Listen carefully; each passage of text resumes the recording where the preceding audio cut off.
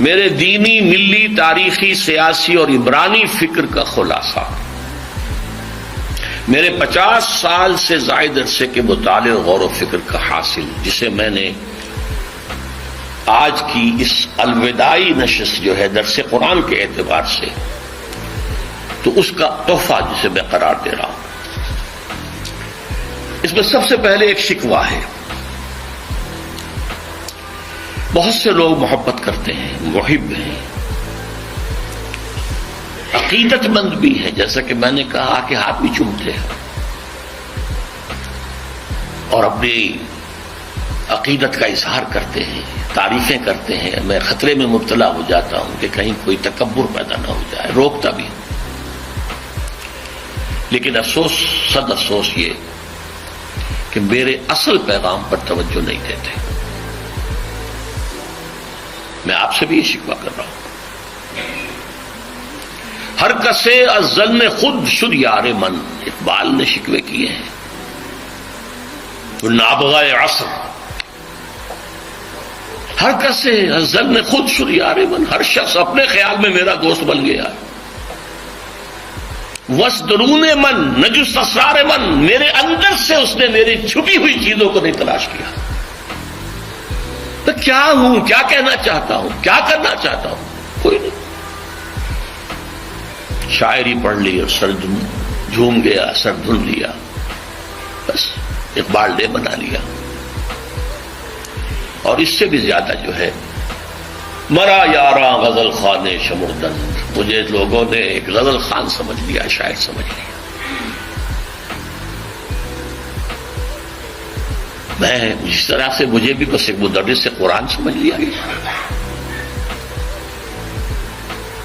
میری اصل زندگی کس کام میں بیتی ہے، میرے اصل مقاصد کیا تھے، میرے اصل ہدف کیا تھے، اور ہے اللہ کا فضل ہے، ایک شوشے کا فرق نہیں آیا۔ وہ کیا ہے، اس پر توجہ نہیں۔ اس کو تو میں نے ذریعہ بنایا ہے، ساز سخن بہانہ است۔ میرا مقصد ہے یہ اس امت مسلمہ کا قافلہ منتشر ہو گیا ہے۔ اونٹنیوں نے توڑا لی ہیں اپنی رسیاں، ناقہ بے زمام ہو کر کوئی ادھر کوئی ادھر، کوئی ادھر کوئی ادھر۔ ان کو پھر ایک قافلے کی شکل میں لانا چاہتے، جمع ہو جائیں، وہ منزل کی جو اللہ نے ان کے لیے معین کی، رسول نے معین کی، اس کی طرف پیش قدمی کریں۔ میرا تو مقصد یہ ہے۔ بہرحال میں اس سمت میں اپنی باتیں آپ سے عرض کروں گا بہت اختصار کے ساتھ۔ دیکھیے، جہاں تک تاریخی اور ملی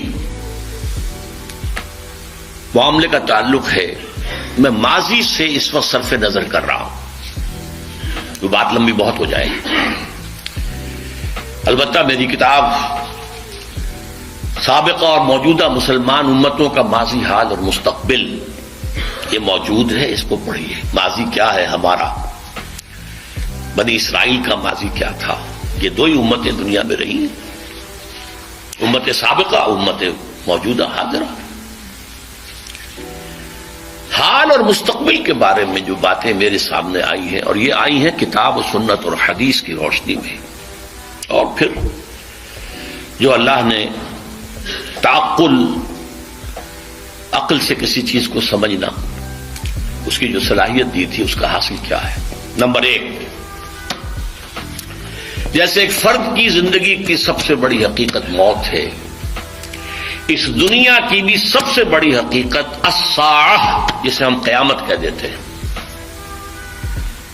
ایک وقت آنے والا ہے، یہ سب دگرگوں ہو جائے گا،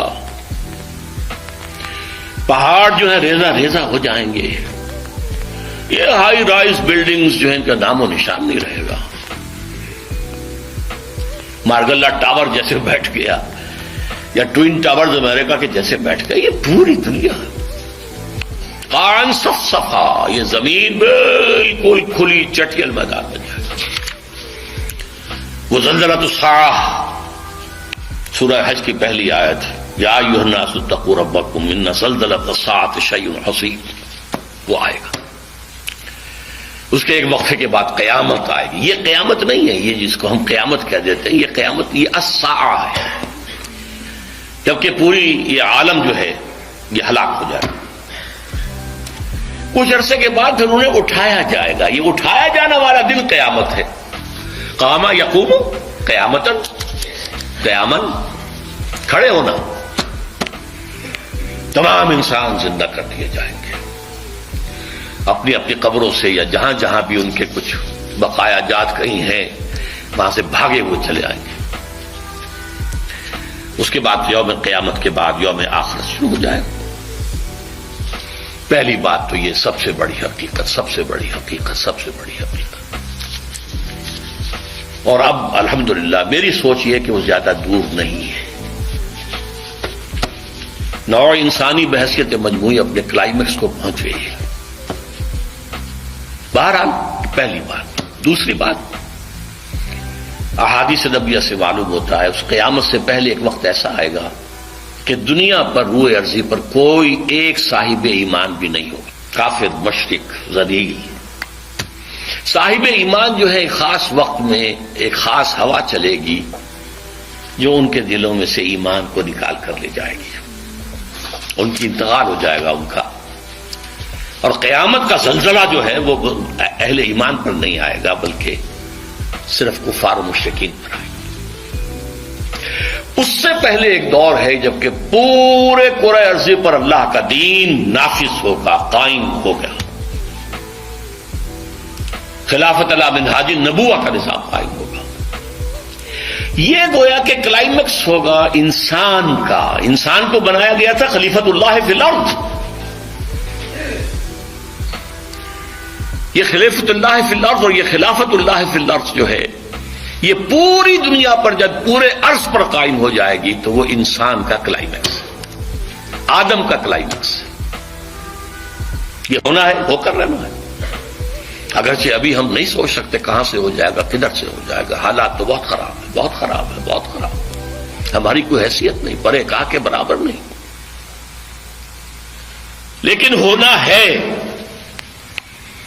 یہ خبر دی ہوئی ہے محمد رسول اللہ کی صلی اللہ علیہ وسلم وہو الصادق المصدوق. یہ میرے خطبات خلافت نامی کتاب کے اندر سے یہ چیزیں آپ پڑھ سکتے ہیں. البتہ اس سے پہلے امت مسلمہ پر اللہ کے عذاب کے بہت بڑے بڑے شدائد ابھی آنے ہیں.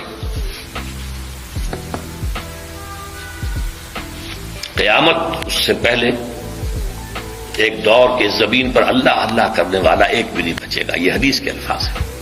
ان کو پہلے ہی موت دے دی جائے گی، بڑی سہل موت.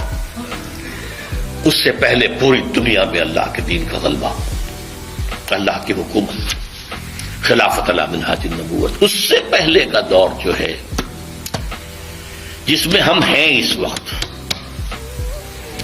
یہ مسلمانوں کے لیے شدائد، مصائب، ذلت، مسکنت، ضعف، بے وقری، بے حیثیتی، کم ہمتی، بے حمیتی، بے غیرتی کا دور ہے. یہ دور شروع تو ہو چکا ہے کئی صدیوں سے. کئی صدیوں پہلے ہماری حکومتیں ایک ایک کر کے تاش کے پتوں کی طرح بکھر گئی. یورپین کولونیلزم آیا، چھا گیا پورے عالم اسلام. تقریباً 100 برس پہلے وہ کولونیل دخت جو بستر تھا وہ لپٹا ہے، لیکن اس سے بڑا کولونیلزم آ گیا. اب اقتصادی کولونیلزم، تہذیبی کولونیلزم ہے، علمی کولونیلزم ہے. اقتصادیات میں، تہذیب میں، علم میں آج ذلت، مسکنت.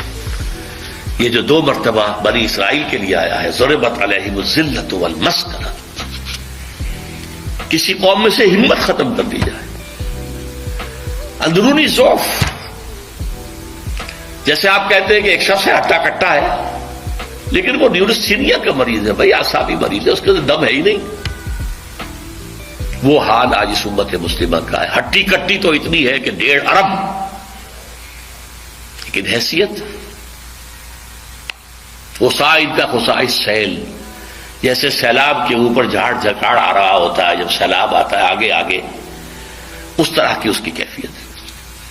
ذلت و مسکنت کا عذاب تو کئی صدیوں سے چل رہا ہے. اب جو عذاب آ رہا ہے وہ فزیکل عذاب، قتل و غارت افغانستان میں ہماری نگاہوں کے سامنے ہوا ہے، عراق میں ہو رہا ہے، ایران اب ٹارگٹ ہے، شام ٹارگٹ ہے، ایک ٹارگٹ وہ ہے جو ہمارے ہاں زبان پر نہیں آتا ہے اور وہ پاکستان۔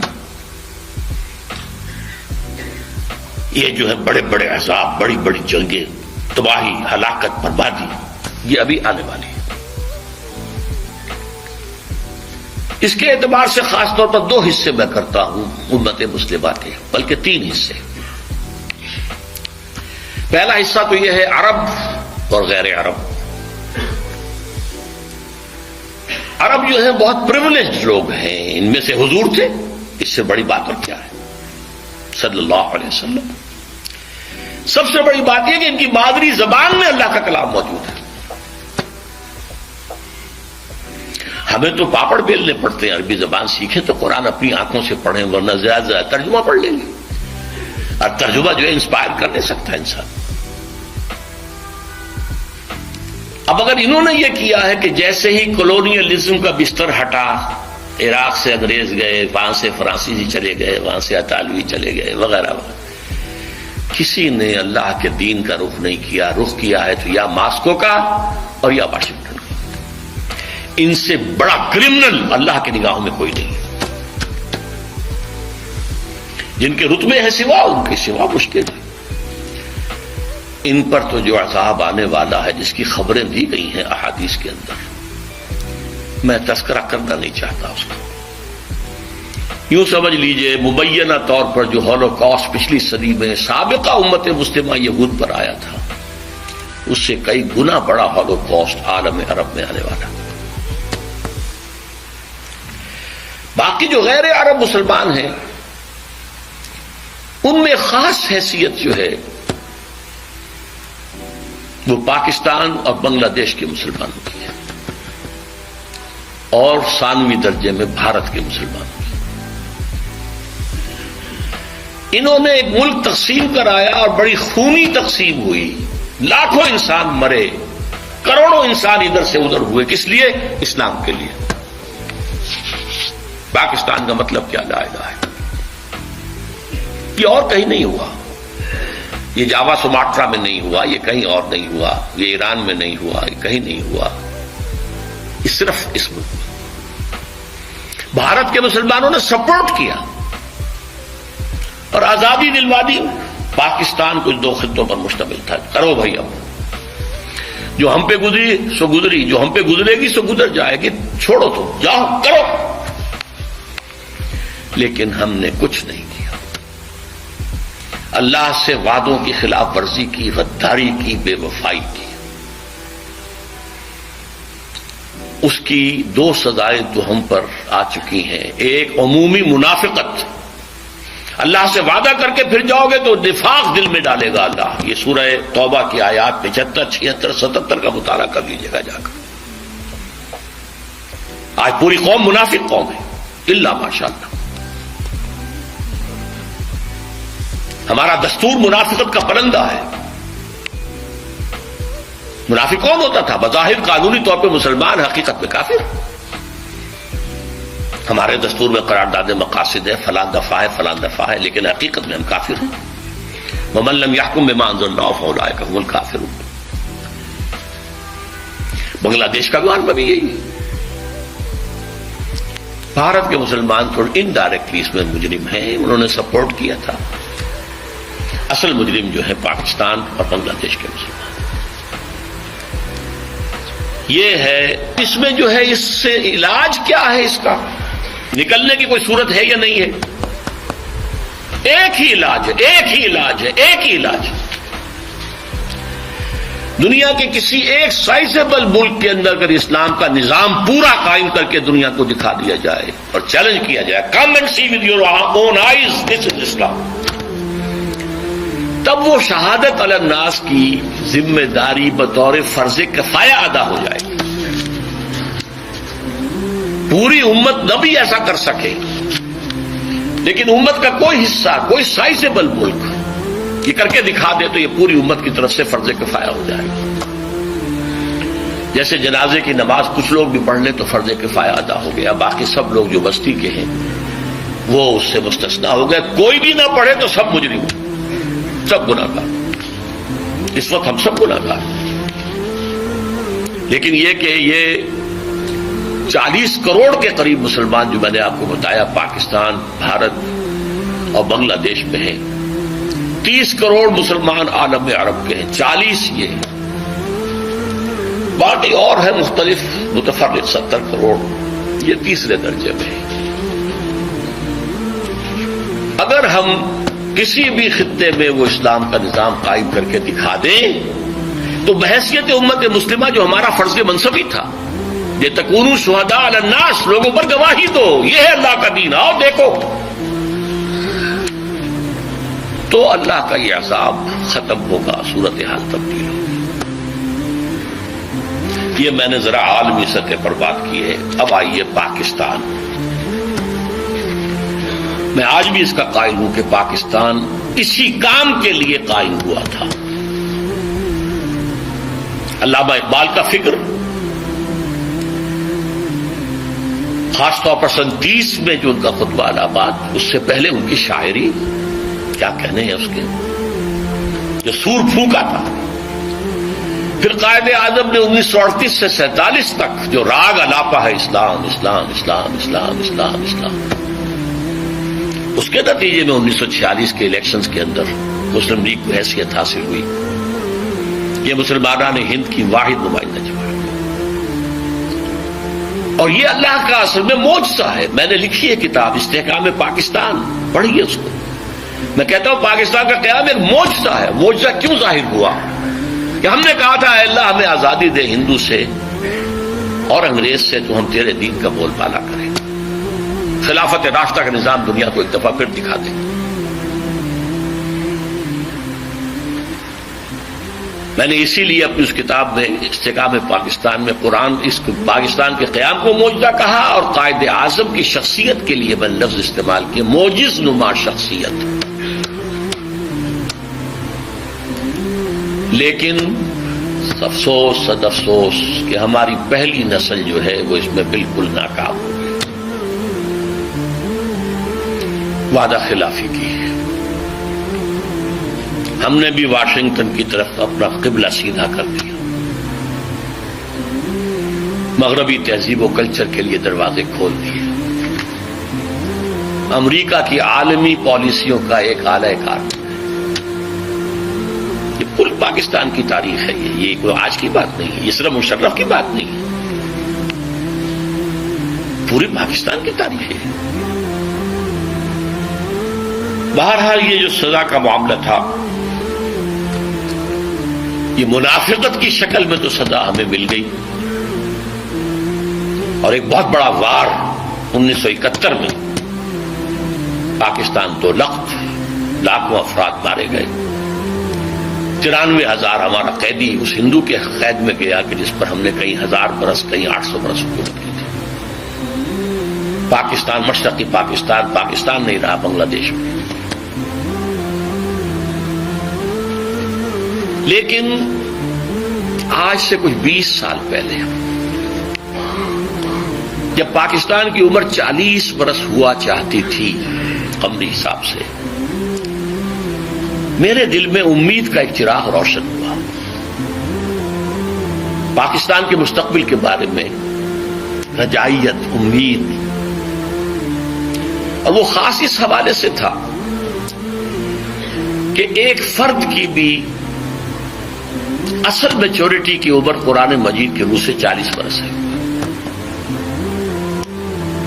اسی طرح بنی اسرائیل کی تاریخ میں 40 برس کا عدد بہت اہم ہے کہ جو نسل نکلی تھی مصر سے، جو غلامی کا داغ اٹھائے ہوئے تھی، اس نے تو حضرت موسیٰ کو کوڑا جواب دے دیا تھا کہ ہم جنگ نہیں کریں گے. فاذهب انت وربك فقاتلا إنا هاهنا قاعدون. اللہ نے سزا دی. اب یہ 40 برس تک یہیں بھٹکتے پھریں گے صحرائے تیہ کے اندر. یتیہون فی الارض فإنها محرمة علیہم 40 سنة. یتیہون فی الارض. لیکن 40 برس کے بعد ایک نئی نسل جو پیدا ہوئی، صحرا میں پلی بڑھی تھی، آزادی کی فضا میں سانس لے کر ابھری تھی، اس نے جنگ کی، جوشوا، حضرت یوشع علیہ السلام، یوشع بن نون، اور پھر ان کا دور شروع کامیابی کا۔ تو شاید 40 برس تک پاکستان بھی صحرائے تیہ کے اندر بھٹکتا رہا ہے، شاید اللہ کرے، امید تھی۔ اس امید کا مظہر ہے میری کتاب استحکام پاکستان، کتنوں نے پڑھی ہوگی آپ میں سے، میرا خون جگر ہے اس کے اندر۔ امید تھی کہ ہوگا، انقلاب یہاں آئے گا، اللہ کرے گا، لیکن چند ہی سال میں اس امید کے تار و پود بکھر کے رہ گئے۔ وائے ناکامی متاع کارواں جاتا رہا، کارواں کے دل سے احساس سیاح جاتا رہا۔ سن 92 میں یہ جو کتاب آئی تھی استحکام پاکستان، یہ 85-86 میں آئی ہے، لکھی گئی 85 میں، چھپی 86 میں۔ 92 میں میری کتاب وہ آئی ہے جس کا میں نے پہلے بھی ذکر کیا، تو پڑھیے ان کو خدا کے لیے۔ سابقہ اور موجودہ مسلمان امتوں کا ماضی حال مستقبل، اس میں میں نے پاکستان کے لیے لکھ دیا یاس انگیز کیفیت۔ 3 میں سے کوئی ایک انجام اس کا ہوگا۔ ایک تو یہ ہے جس کے کوئی آثار نہیں، کہیں نظر نہیں آ رہے، کوئی امید کی کرن نہیں کہ اس امت مسلمہ پاکستانیہ کو قوم یونس کی طرح توبہ کرنے کی توفیق ہو جائے اور عذاب ٹل جائے۔ اللہ کی قدرت سے بعید نہیں، لیکن کوئی امید کے آثار نظر نہیں آ رہے، بہرحال ایک ممکنہ بات ہے۔ دوسرا یہ کہ کوئی بڑا جھٹکا لگے 1971 والا، اس کو ہم نے مغربی پاکستان میں محسوس نہیں کیا تھا، یہاں محسوس کر کے لوگ جانتے ہیں، یہ بھی بڑی کامیابی ہوگی۔ اگر عثمانیوں پر کوہ غم ٹوٹا تو کیا غم ہے کہ خون 100,000 انجم سے ہوتی ہے سحر پیدا۔ اور تیسرا میں نے لکھا ہے، آج بھی پڑھ لیجئے، سن 92 کی چھپی ہوئی کتاب۔ تیسرا امکان یہ ہے کہ بھارت پاکستان کو فتح کرے، کروڑوں مسلمانوں کو قتل کرے، اپنی 1000 سالہ غلامی کا پورا انتقام، اپنے انتقام کی پیاس کو بجھانے کے بعد، لیکن اس کے بعد پھر انشاءاللہ وہ ایمان لائیں گے اور فتنہ تاتار کی تاریخ دوبارہ دہرائی جائے گی۔ کروڑوں مسلمان ان کے ہاتھوں قتل ہوا، کروڑوں۔ پھر اسلام نے انہیں فتح کر لیا، وہ مسلمان ہو گئے، اور پھر عظیم ترین مملکتیں پوری دنیا کے اندر ان ترکوں نے قائم کی۔ ترکان تیموری ہندوستان، ترکان صفوی ایران، اور ترکان عثمانی کی تو کیا بات ہے۔ اناطولیہ سے شروع ہو کر ترکی جو ہے اس کا بھی ایشیائی حصہ صرف ان کے پاس تھا، پھر جو ان کا فتوحات ہوئی ہے، یورپ کا تقریباً آدھا مشرقی یورپ ان کے تحت تھا۔ ہے آیا فتنہ تاتار کے افسانے سے، پاسباں مل گئے کعبے کو صنم خانے سے۔ وہی جو قاتل تھے، سفاک تھے، پورے شہر کے لوگوں کی آبادی کو قتل کر کے اور ان کی گردنیں علیحدہ کر کے، ان گردنوں کو، سروں کو، سریوں کو جمع کر کے ایک پہاڑی کی شکل دے کر اس کے اوپر تخت جما کر ایک تاتاری وحشی سردار شراب پیا۔ چشمے فلک نے یہ منظر بھی دیکھے ہیں۔ بہرحال یہ 3 جو آپشنز میں نے سن 92 میں کہے تھے، آج بھی میری کتاب میں موجود ہے، انہیں پڑھ لیجیے۔ اور بدقسمتی ثم بدقسمتی ثم بدقسمتی، آج حالات اس سے بھی زیادہ دور جا چکے ہیں۔ آج سے 2 یا 2.5 سال پہلے میں نے یہ تقریریں کی تھی، 2 آپ نے وہ بھی نہیں پڑھی ہوں گی۔ ایک تو عالمی سطح پر موجودہ عالمی حالات میں اسلام کا مستقبل، اور ایک پاکستان کے وجود کو لاحق خطرات و خدشات۔ حالانکہ اس کے لیے جو تقریر کا میں نے اشتہار دیا تھا اس میں عنوان کچھ اور تھا۔ کیا پاکستان کے خاتمے کی الٹی گنتی شروع ہو چکی ہے؟ ہاں، اس وقت مجھ پر خاصی مایوسی کا غلبہ ہے پاکستان کے مستقبل اور وجود کے بارے میں۔ 3 سال پہلے کی بات، جو کہ تو آئی تھی، اس میں کوئی فرق نہیں پڑا۔ مانن پاکستان ختم ہو چکا ہے. ایک انڈیپینڈنٹ ساورن اسٹیٹ کی حیثیت نہیں رہی ہے. آپ اب اس وقت جو ہے امریکہ کے لے پالک ہیں. اللہ اللہ خیر سے شروع سے جو چیز چلی آ رہی تھی وہ اب اپنے کلائمیکس کو پہنچ چکی ہے. بش صاحب کیا کر کے گئے ہیں؟ کشمیر بھول جاؤ، ذکر بھی نہیں، نہ انڈیا میں ذکر کیا نہ یہاں کیا. ابھی تمہیں اور بہت کچھ کرنا ہے. بھارت سے معاہدہ ہوا، تم سے نہیں ہو سکتا. بھارت بہت بڑی ہے. آج سے کوئی 40 سال قبل میں بڑے بھائی کے ساتھ مشرقی پاکستان تھا، اس وقت 67-68 کی بات کر رہا ہوں، سیر کے لیے گئے تھے. میرے ایک ہمنان اسرار الحق صاحب وہاں پہ چیف انجینئر تھے پاک PWD کے. انہوں نے دعوت دی تھی، آؤ میں یہاں ہوں، سیر کرا دوں. ڈھاکہ اور مختلف جگہیں، چٹاگانگ، چوٹوگرام جسے کہتے ہیں. وہاں ایک ملاقات میں اسرار الحق صاحب نے، وہ اب امریکہ جا چکے، وہیں کیا بات ہو گئی. پہنچی وہیں ایک خاص جہاں کا خبیر تھا. انہوں نے ایک جملہ کہا جس پر مجھے بہت پیش آیا تھا. جملہ سنیے: India is a very great country and Pakistan is only a nuisance to it. انگریزی دان لوگوں نے تو سمجھ لیا ہوگا. بھارت ایک بہت بڑا ملک ہے اور پاکستان اس کے لیے تھوڑی سی سرگرانی کا باعث ہے، بس ختم. آج یہ جملہ 100% آپ کی نگاہوں کے ساتھ، اگر آنکھیں بند کیے رکھیں تو اور بات ہے. اگر حالات کے رخ کو نہ پہچاننا چاہیں تو لگے رہے اپنے دھندوں میں، کاروبار میں. اللہ اللہ خیر سلام. ورنہ صورتحال یہ پیش آ چکی ہے. الٹی گنتی شروع ہو چکی ہے. لیکن اس سب کے باوجود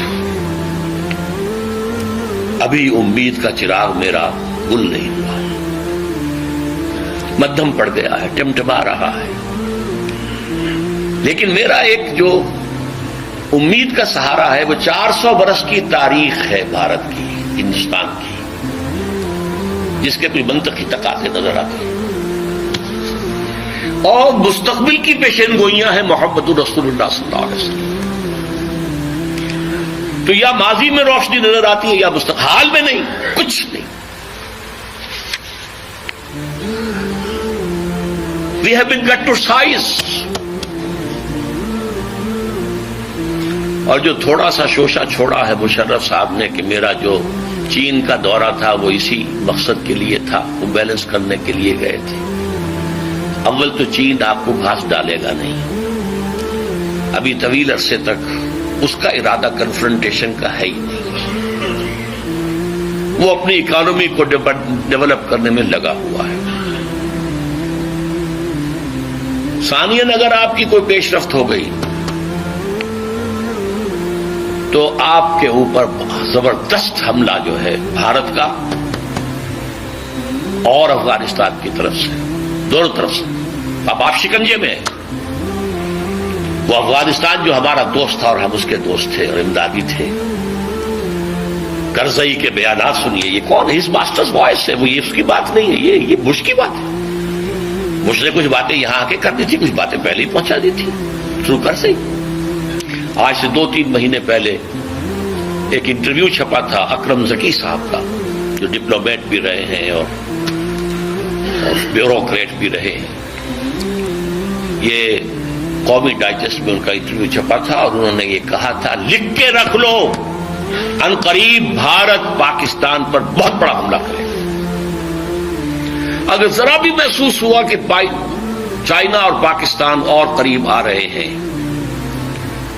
تو یہ کانٹا پھر نکال دینا پڑے گا. یہ تو پھر بہت بڑی بات بن جائے گی ان کے لیے. یہ تو کانٹا ہوگا پھر درمیان میں. بہرحال اس کے باوجود میں آپ سے کہہ رہا ہوں، امید ہے کہ شاید کوئی معجزہ اللہ تعالیٰ کی طرف سے. پاکستان کا قیام بھی معجزہ تھا اور پھر تاتاریوں کا معجزہ کچھ تھا، تو اب بھی معجزہ ہو سکتا ہے. تاتاریوں کی تاریخ جو ہے تو دہرائی جا سکتی ہے. اور پھر لیکن اسی خطے سے اسلام کا احیاء ہوگا. چاہے ہمارے کروڑوں مر جائیں اور اس کے بعد ہندو مسلمان. اور یہ پیشین گوئی شاہ ولی اللہ دہلوی کی ہے کہ ایک وقت آئے گا کہ ہندوستان کی اونچی ذات کے لوگوں کی اکثریت اسلام قبول کر لے گی.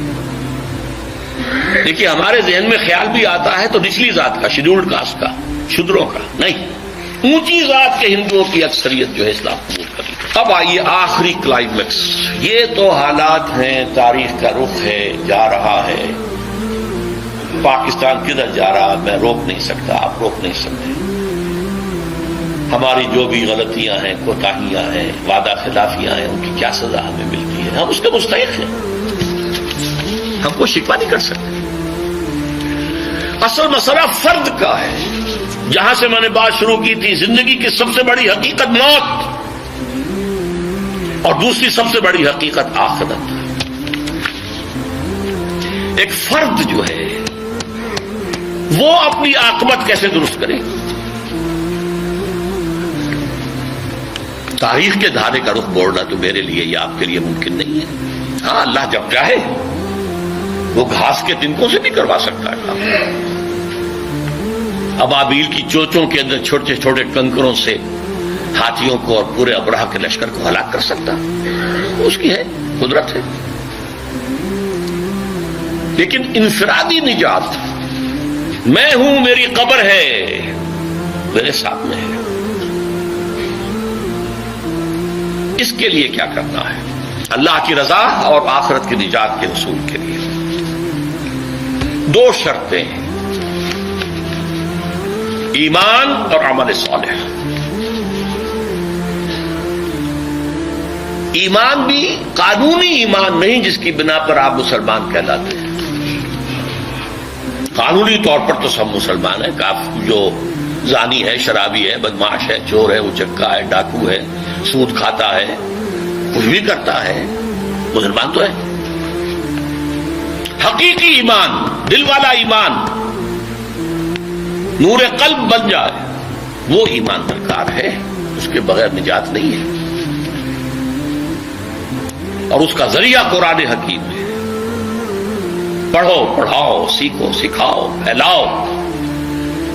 جو میں نے عرض کیا، ویسے تو زندگی کے 40 سال تو میں نے اتوار کے درس کے بارے میں کہے تھے. میں تو یہ کام کر رہا ہوں 19 برس کی عمر سے، میڈیکل کالج کے طالب علم کی حیثیت سے درس قرآن. یہ ایمان حقیقی قرآن سے ملے گا. یہ ہماری تحریک کا، میرے کام کا، میری جد و جہد کا، زندگی کی جو بھی میری سعی اور مساعی ہے اس کا ایک حصہ ہے قرآن.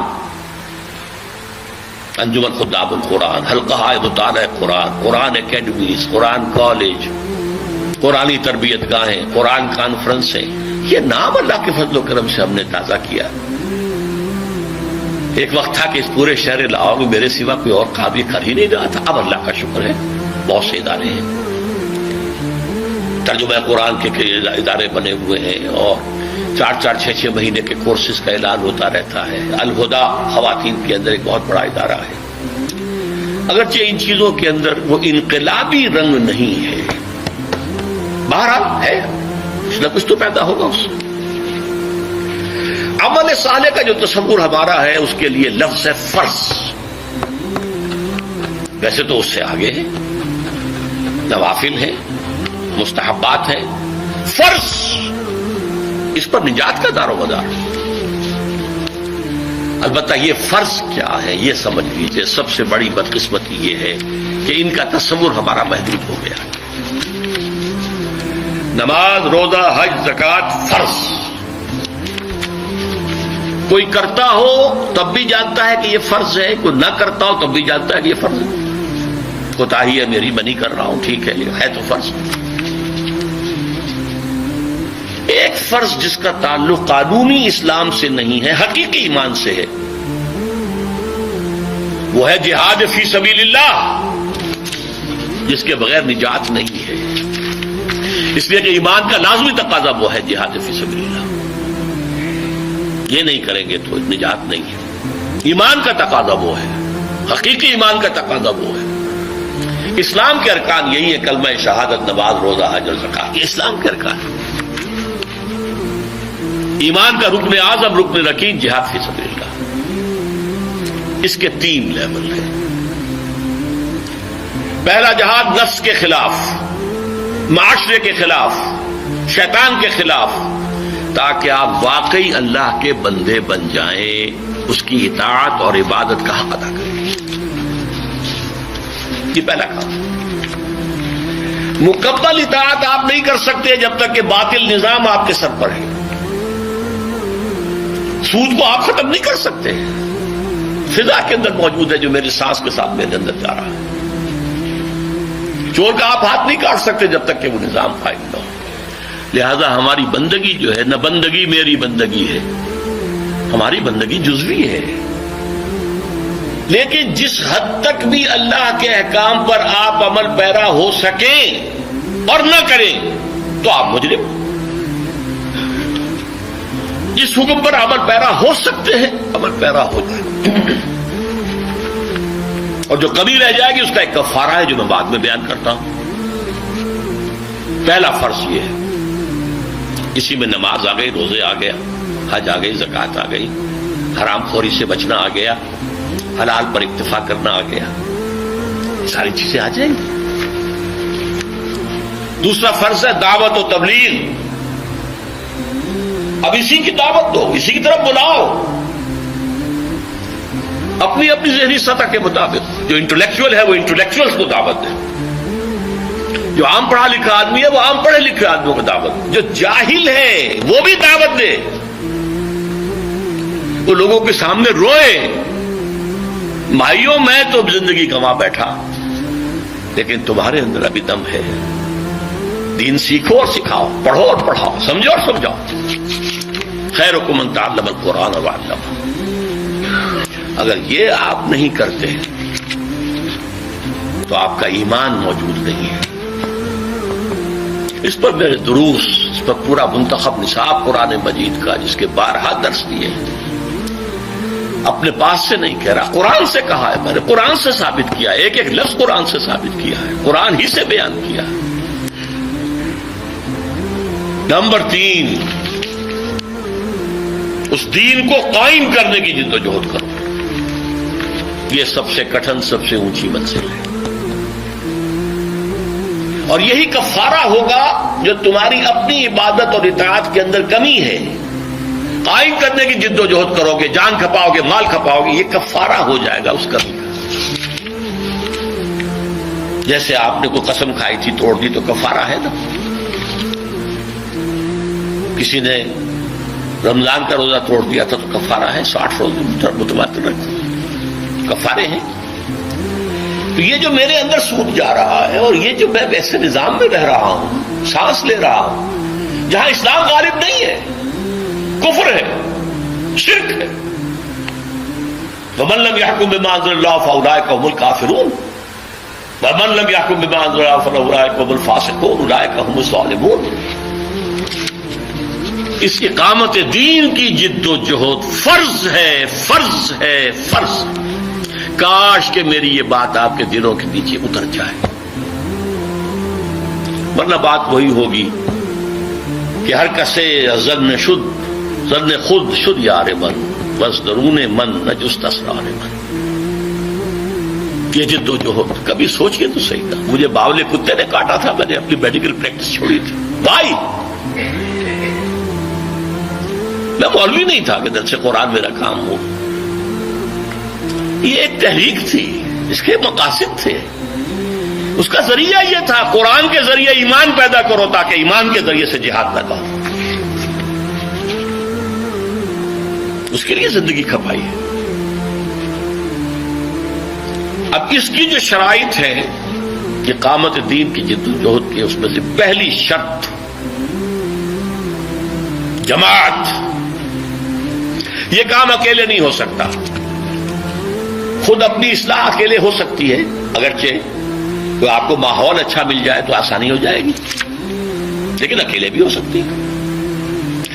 دعوت، تبلیغ، تعلیم، یہ انفرادی طور پر بھی ہو سکتی ہے۔ حضرت نوح انفرادی طور پر 900 برس تک دعوت دیتے رہے، اور اس کے لیے ادارے بھی قائم ہو سکتے ہیں، انجمنیں قائم ہو سکتی ہیں، فاؤنڈیشنز قائم ہو سکتے ہیں، پبلشنگ ہاؤسز قائم ہو سکتے ہیں، سم و بسر کے نظام قائم ہو سکتے ہیں. ٹھیک ہے، ادارے، انسٹیٹیوشنز، انجمنیں، ایسوسیشنز. لیکن اس تیسرے لیول پر آ کر جماعت، لا اسلام الا بالجماعہ، مردوں اور عورتوں دونوں کے لیے. اس کی بنیاد بیعت، عورتوں کی بیعت قرآن مجید میں موجود ہے، مردوں کی بیعت کا ذکر ہے لیکن حدیث کے اندر اس کے الفاظ ہیں. جماعت، لا اسلام الا بالجماعہ، انی آمرکم بخمس بالجماعت والسمع والطاعت والہجرت والجہاد فی سبیل اللہ. یوں سمجھ لیجئے جس نے یہ سمجھ لیا کہ اقامت دین کی جد و جہد فرض ہے، اسے جاننا چاہیے کہ اس کے لیے التزام جماعت فرض ہے. میری سوچ یہ ہے، خدا کے لیے سمجھ لیجئے، علمی نکات اپنی جگہ ہے، قرآن مجید کی حکمتوں کی باریکیاں اپنی جگہ ہیں، ان کا تو کوئی احاطہ کر ہی نہیں سکتا. اس کا ایسنس کیا ہے، اس کا تھرسٹ کیا ہے، وہ چاہتا کیا ہے، وہ کس چیز کو ایمفیسائز کرتا ہے، کس چیز کو مرکز بناتا ہے، اس کو سمجھیے. اقامت دین کی جد و جہد فرض، اس کے لیے التزام جماعت فرض. فرض. اور دیکھیے فرض کے بارے میں جان لیجئے، ایک فرض کا تاریخ تمام فرائض کا تاریخ ہے. اگر ایک شخص کہتا نماز تو میں پڑھوں گا، 5 وقتہ پڑھوں گا، روزہ نہیں رکھوں گا، بھائی ختم، نماز بھی گئی، روزہ بھی فرض ہے، رمضان کا روزہ فرض ہے. صاحب استطاعت اگر حج نہیں کر رہا ہے تو اس کو بھی کفر سے تعبیر کیا گیا. فرض ہے، ادا کرو. زکات نہیں دیتا تو کیا اس کے خلاف جہاد کیا گیا، انہیں مرتد مانا گیا. تو ایک فرض کی جو ہے انکار یا اس کا ترک، وہ پورے دین کا ترک ہے. اس سے آرگینک ہول. اقامت دین کی جد و جہد کی فرضیت، پھر اس کے لیے التزام جماعت کی فرضیت. البتہ یہاں ایک سوال پیدا ہوگا، جماعت آپ کو تلاش کرنی پڑے گی. خود جماعت بنانا آسان نہیں ہے، دانتوں پسینہ آتا ہے جماعت بنانے میں. لیکن چلتا ہوا قافلہ مل جائے تو کیا کہنے، اللہ کا فضل، اللہ کا کرم. ایک جماعت ہے. لیکن اب آپ کے لیے کیا ہے، کئی جماعتیں، کیا کریں. میں اس کا ایک جواب دیا کرتا ہوں، بھائی آپ کے پاؤں کو جوتے کی ضرورت ہے نا. آپ یہ کہہ کر گھر میں نہیں بیٹھ رہتے کہ پتہ نہیں جوتا صحیح کہاں ملتا ہے. کسی زمانے میں تو وہ گتے کا ہی سول لگا دیتے تھے اندر، کہاں سے ٹھیک ملتا ہے ہمیں کیا پتا. کیا آپ جوتا نہیں خریدیں گے؟ آپ جائیں گے، بازار دیکھیں گے، منڈی دیکھیں گے، دکانیں دیکھیں گے، قیمتیں کمپیئر کریں گے، ذرا موڑ توڑ کے دیکھیں گے، خریدیں گے. اس نیسیسٹی. جماعتوں کو آپ سٹڈی کریں، یہ بھی آپ کا جہاد ہے، جماعت کی تلاش. البتہ میں یہ بتا سکتا ہوں کہ 4 اوصاف دیکھیے اس جماعت کے اندر. نمبر 1، اس کا ڈکلیئرڈ گول اقامت دین، نظام کو بدلنا، اسلام کے پورے نظام کو قائم کرنا. یہ ڈکلیئرڈ گول ہونا چاہیے، اعلانیہ مقصد اور ہدف. نمبر 2، اس کا ڈسپلن ہونا چاہیے، وہ سمع و طاعت جس کی بیعت حضور نے لی تھی، سنو اور عمل کرو. حضور کے لیے وہ ایبسولوٹ نہیں تھی، جو حکم دے ماننا ہے، غلطی کا امکان ہی نہیں، نبی ہے، معصوم ہے. اب یہ ہوگا کہ سنو، اور اگر شریعت کے خلاف نہ ہو تو مانو. بس سمع و طاعت فی المعروف، لیکن ہوگی سمع و طاعت، listen and obey. There's not to reason why, there's but to do and die. فوج کا ڈسپلن کیا ہوتا ہے؟ سپاہی پوچھے افسر سے، جناب آپ یہ حکم مجھے کیوں دے رہے ہیں؟ کیا ہوگا؟ وہ فوج ہوگی. جو حکم دیا کرو، ڈو اینڈ ڈائی. یہ جماعت اس نظم کے ساتھ، اور اس نظم کے لیے بنیاد بیعت، دنیاوی تنظیمیں، ایسوسیشنز، پولیٹیکل آرگنائزیشنز اور چار آنے کی ممبری والی تنظیمیں، سیاسی تنظیمیں کچھ اور ہوتی ہیں، فلاحی تنظیمیں کچھ اور ہوتی ہیں، محض تبلیغی تنظیم کچھ اور ہوتی ہے. نہیں، یہ حزب اللہ کی بنیاد بیعت سمع و طاعت فی المعروف. تو میں بیان کر رہا تھا، نمبر 1 ڈکلیئرڈ گول اقامت دین، دین کے پورے نظام کو قائم کرنا. نمبر 2 ڈسپلن، سمع و طاعت. نمبر 3 ان سے پوچھئے کہ آپ کی میتھوڈالوجی کیا ہے، کس طریقے سے آپ دین قائم کرنا چاہتے ہیں. الیکشن کے ذریعے، ایجیٹیشن کے ذریعے، گوریلا وارفیئر کے ذریعے، فوج میں بغاوت کرانے کے ذریعے، کون سا راستہ ہے؟ اگر آپ کا راستہ حضور کی سیرت سے ماخوذ نہیں ہے تو منزل تک پہنچنے کا کوئی امکان ہے ہی نہیں. You will be last. یہ کام تمام انبیاء اور رسول کی تاریخ میں صرف حضور کے دست مبارک سے ہوا ہے. صرف. اب بھی ہونا ہے، جس کی خبر میں آپ کو دے چکا ہوں.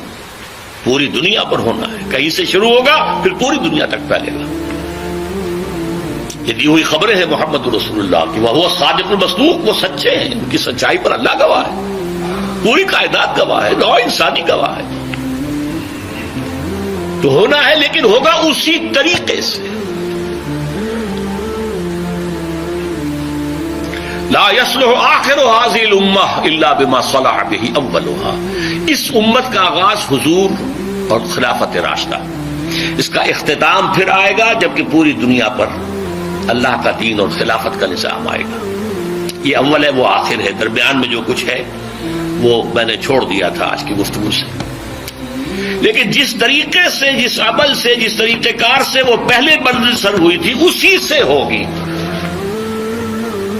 مانگے تانگے کے مستعار، ادھر سے مانگ لیا، ادھر سے سیکھ لیا، ادھر سے لے لیا، ادھر سے لے لیا، اس سے یہ کام نہیں ہوگا. چاہے خلوص کی انتہا ہو.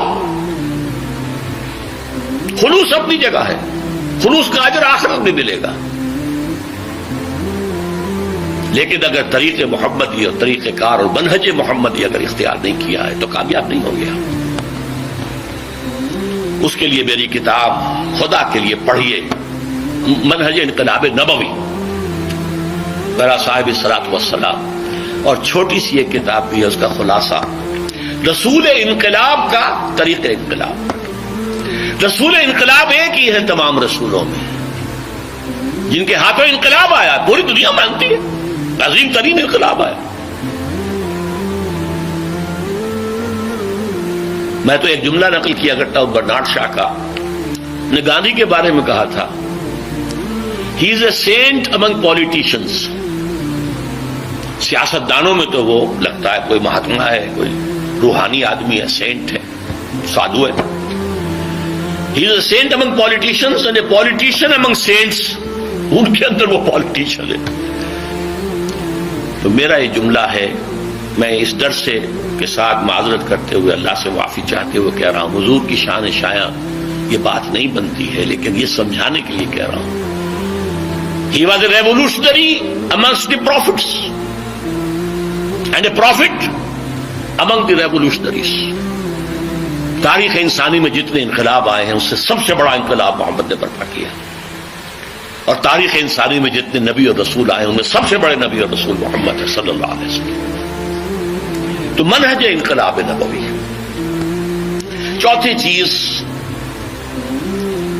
جو بھی جماعت ہے جس کے بارے میں آپ سوچ رہے ہیں، اس کی قیادت کے قریب جا کر دیکھیے نہیں سونگیے.